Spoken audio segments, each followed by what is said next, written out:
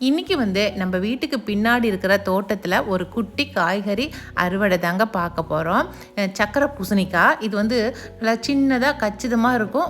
குண்டு சக்கரை பூசணிக்காய், அதுக்கப்புறம் கொல்லிமலை பூசணிக்காய் வச்சுருக்கேன், அது கொஞ்சம் வாளாக இருக்கும். அதுக்கப்புறம் தலையணை பூசணிக்காய்னு சொல்லுவாங்க, அது நீட்டமாக இருக்கும். இது மாதிரி ஒரு 3 வகையான பூசணிக்காயை நான் போட்டிருந்தேன். 3மே காய்க்க ஆரம்பிச்சிருச்சு.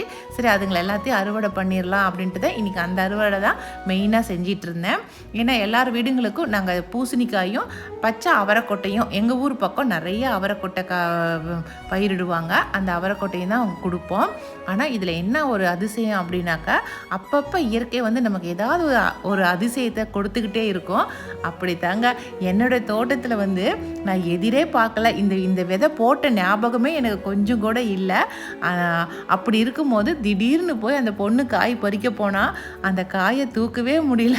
கடைசியாக பார்த்தா அந்த பொண்ணு தூக்குன காயை பார்த்தீங்கள, எவ்வளோ பெரிய காயின்னு சொல்லிட்டு எனக்கு அவ்வளோ ஒரு சந்தோஷமாக ஆயிடுச்சு.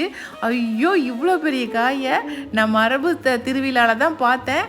இன்றைக்கி இது என் தோட்டத்தில் என் கையில் இருக்குது அப்படின்னு சொல்லும் போது என்னால் சந்தோஷம் தாங்கவே முடியல.